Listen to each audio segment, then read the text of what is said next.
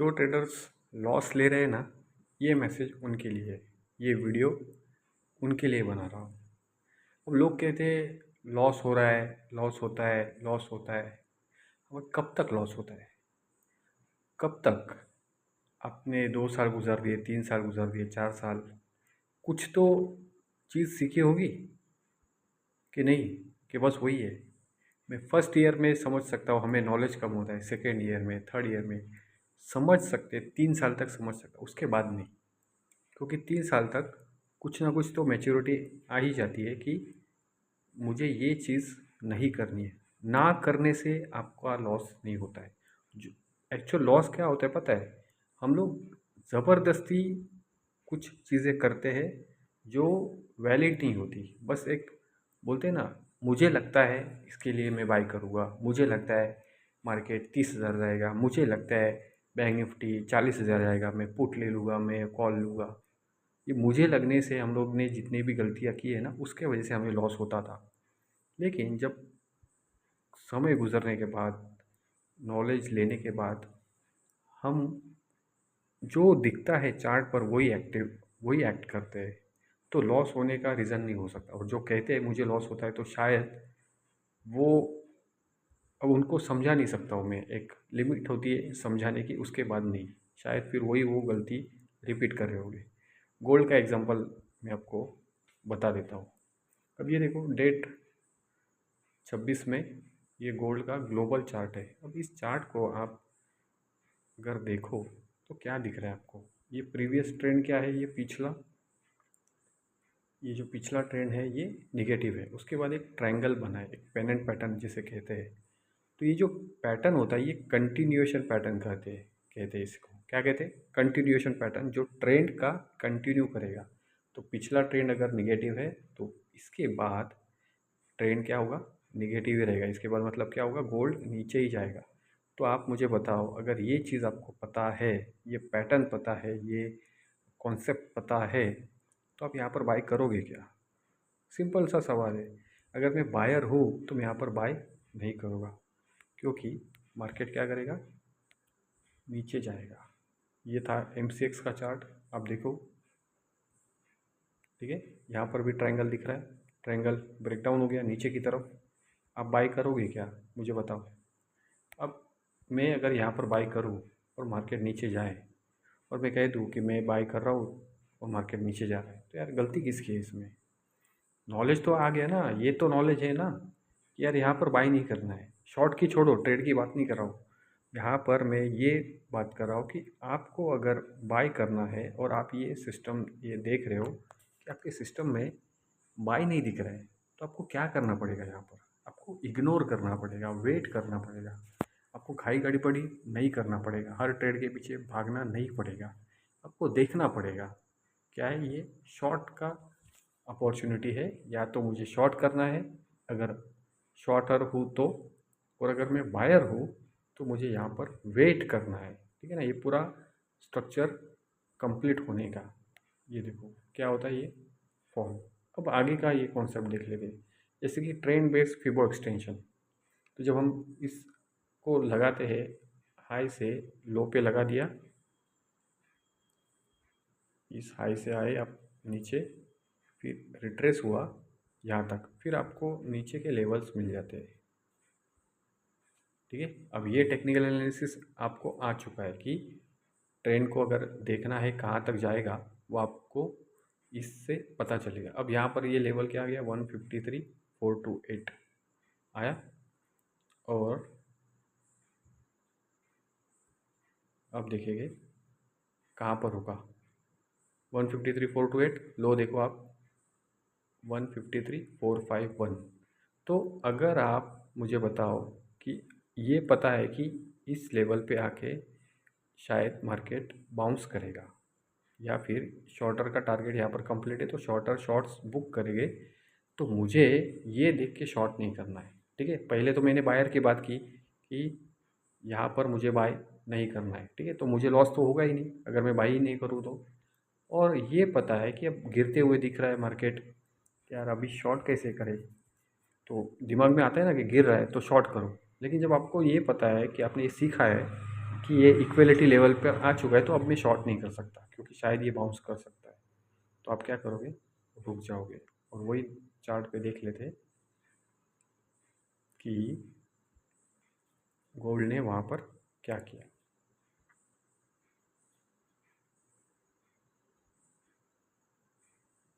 आ गया ये चार्ट। अब हम लोग 4 घंटे के चार्ट पर चले गए। देख रहे हो कहाँ पर बाउंस किया मार्केट ने।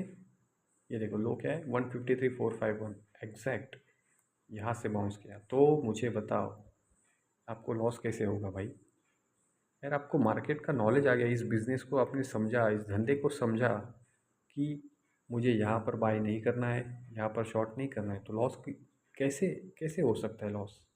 मुझे आज तक नहीं समझ में आया।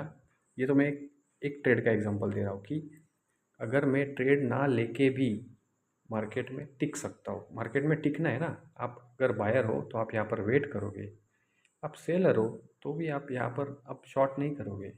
आपको पता है ये लेवल आ गया, आप रुकोगे, शॉर्टर हो तो रुकोगे, आपको पता है। ठीक है ना। अब देखो गोल्ड में आज का मैं, अब ये 4 घंटे का टाइम फ्रेम था, ठीक है। अब मैं देखो 15 मिनट पे चलता हूँ। अब देखो लोग कितने ट्रैप हो चुके होंगे आज। ये था ये 15 मिनट का। आज देखो मार्केट 5 बजे ओपन होता है, देखो ओपन हो गया आज। ये 15 मिनट का चार्ट ओपन हुआ, गैप डाउन, गैप डाउन अच्छा सा 1500 पॉइंट का दिख रहा है आपको। काफ़ी लोगों ने शॉर्ट किया होगा क्योंकि मार्केट तो गिर गया। अब यहाँ पर शॉर्ट किया, मार्केट ने खींच लिया ऊपर क्योंकि 15 मिनट में देख रहे हैं ना गैप डाउन दिख रहा है, सब कुछ ऐसा बेरिश लग रहा है। देखो यहाँ से ऐसे सिचुएशन में क्या दिखेगा, क्योंकि 5 मिनट और 15 मिनट के टाइम फ्रेम के ऊपर जा नहीं रहे लोग, नॉलेज नहीं ले रहे कि यार मैं क्या कर रहा हूँ। ये बाउंस क्यों आया ये आपको पता होना चाहिए। ये जो बाउंस है यहाँ से क्यों आया, अब चार्ट इसमें दिखेगा हम लोगों को, तब आपको पता चलेगा अरे यार ये तो ये लेवल था, देख रहे हो। तो वो 15 मिनट में नहीं दिखेगा कि ये क्यों आया, क्योंकि आप 4 आवर का टाइम फ्रेम पे जब आप ये मार्किंग करोगे तब आपको पता चलेगा कि ये बाउंस क्यों आया मार्केट में। गैप डाउन होने के बाद, रिकवरी होने के बाद भी प्लस में आ गया। तो ये वीडियो उनके लिए बना रहा हूँ कि आप पहले स्ट्रक्चर समझो, मार्केट समझो, पैटर्न समझो, ट्रेड मत करो। ट्रेड मत करो, मैं ट्रेड की बात ही नहीं कर रहा हूँ, मैं सिर्फ समझने की बात कर रहा हूँ। अगर मैं समझ रहा हूँ कि ये पैटर्न कंटिन्यू हो रहा है तो मैं बाई नहीं करूँगा। अगर मैं ये समझ रहा हूँ कि ये यहाँ पर ये लेवल आ गया या फिर ये लेवल आ गया, मैं शॉर्ट नहीं करूँगा। मैं कितना भी बड़ा गैप डाउन दिखने दो, पहले मैं चेक करूँगा कि वो कहाँ पर है। ये जो गैप डाउन हुआ आज कहाँ पर हुआ, मुझे चेक करना पड़ेगा। मैं डायरेक्ट अंधाधुंध शॉर्ट नहीं कर सकता। और एक एग्जांपल लेता हूँ मैं, 1 घंटे के चार्ट पर या 4 घंटे के चार्ट पर चलते हैं। ये देखो ये जो कैंडल बनी थी वो सबको पता है कि एक न्यूज़ से बनी थी, जो ड्यूटी बढ़ाने का बात हुआ गवर्नमेंट का, तो गोल्ड में अच्छा सा बाउंस आया। अब कितने लोग इस बाय में फंसे होंगे, किसी ने तो बाय किया होगा। क्यों बाय किया भाई, अंधाधुंध। बस लोग ये नहीं समझ पा रहे कि अगर ये पोजीशन यहाँ पर गैप अप हो गया है तो यहाँ पर बड़े प्लेयर्स ने बाय किया होगा, तो बाय किया होगा, इसके लिए ये मूव आया। बाय करने के बाद ये मूव आया तो हिस्ट्री हो गई भाई। ये आपने क्या किया, हिस्ट्री में देखा नहीं कि क्या हुआ और आप यहाँ पर एंटर हो गए। आपकी एंट्री कहाँ पर होनी चाहिए थी, यहाँ पर होनी चाहिए थी। आपने क्या हुआ, वो जो बोलते हैं ना, वो चीज़ घटना घट के जा चुकी है, उसके बाद आप रिएक्ट कर रहे हो, तब मार्केट नीचे गिरा देगा। अब आप देखो यहाँ पर गिरते हुए मार्केट में शॉर्ट कर दिया। अब जैसे ही शॉर्ट किया मार्केट घूम गया ऊपर। क्यों, क्योंकि मार्केट कहाँ से गिर रहा है, यहाँ से गिर रहा है। आपने एंट्री कहाँ पर की, यहाँ पर की। आप घटना घटने के बाद एंट्री कर रहे हो किसी भी चीज़ में, तो वो दिक्कत देगी। तो पहले समझना है कि अगर मुझे कोई चीज़ गिरते हुए दिख रही है, इसका मतलब मैं लेट हूँ, तो मुझे वहाँ पर कूदना नहीं है। ठीक है ना, चलती ट्रेन में चढ़ना नहीं है। बस ये जितनी चीज़ें मैंने बताई ना कि रुकना है मुझे, मुझे ये नहीं करना है, तब आप लोग को लॉस नहीं होगा। मुझे क्या करना है, अगर यहाँ पर मुझे कुछ दिख रहा है, अगर आप ट्रेडर, अब मैं ट्रेडर की बात कर रहा हूँ, ठीक है?